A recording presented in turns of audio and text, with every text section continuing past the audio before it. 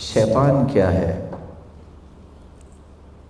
لغوی اعتبار سے شیطان یا تو شطن سے ہے یا شاط سے ہے۔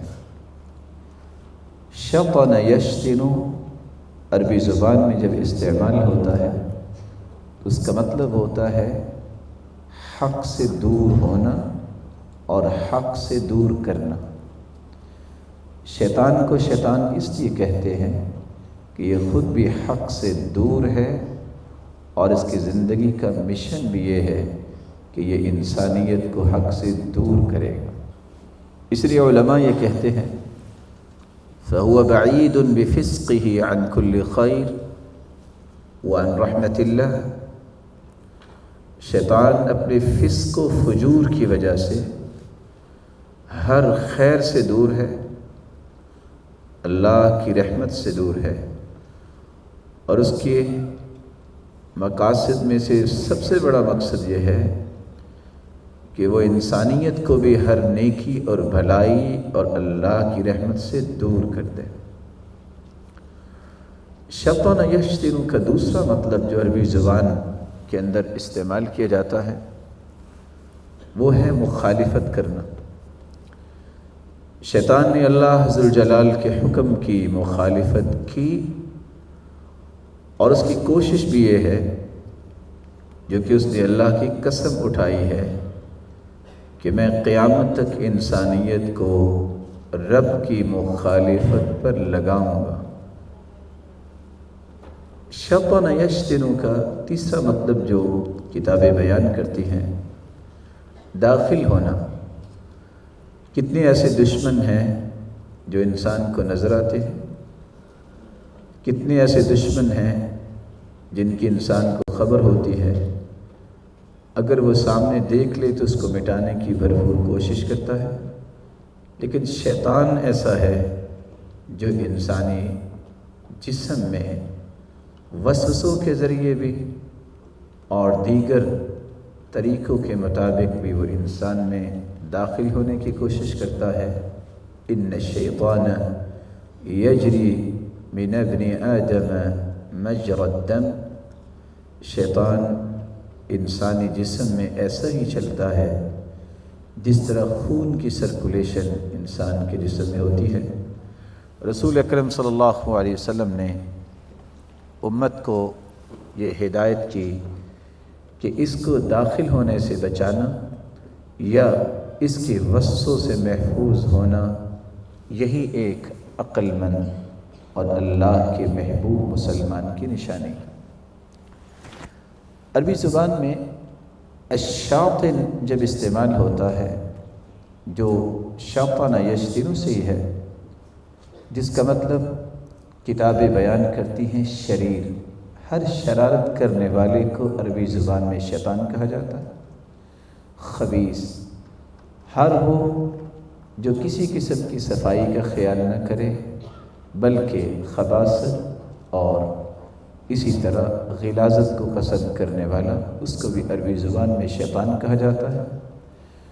حق سے انحراف کرنے والا تو خصوصاً کتاب و سنت سے منحرف ہونے والا، اس کو بھی شیطان کہا جاتا ہے۔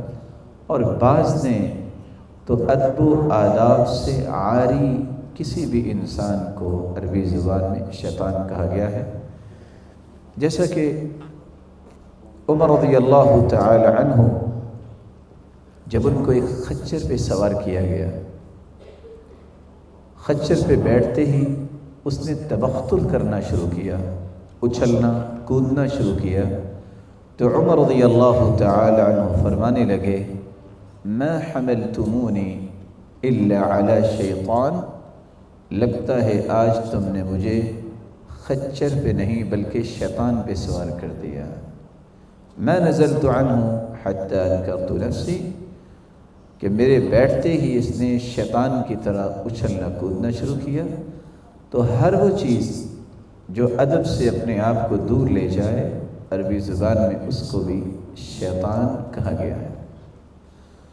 لفظ الشیطان جب عربی کتابوں کو ہم دیکھتے ہیں تو بری روح کو بھی شیطان کہا گیا ہے۔ ہر اس چیز کو جس میں سرکشی آ جائے، نافرمانی آ جائے، خواہ وہ انسان ہو یا جن ہو یا جانور ہو، ہر ایک چیز کو سرکشی کی بنیاد پر، نافرمانی کی بنیاد پر شیطان کہا جاتا ہے۔ عربی زبان میں ایک لفظ بولا جاتا ہے شیاطین العرب، عرب کے سرکش اور نافرمان لوگ۔ تو نافرمانی اور سرکشی جس چیز میں پائی جائے گی اس کو عربی زبان میں شیطانی کہا جاتا ہے۔ اس لیے بعض علماء نے سانپ کو بھی شیطان لکھا ہے، کیونکہ سانپ اگرچہ اللہ ذو الجلال کی مخلوق ہے لیکن نقصان پہنچانے میں یہ بہت ہی جرأت کرتا ہے۔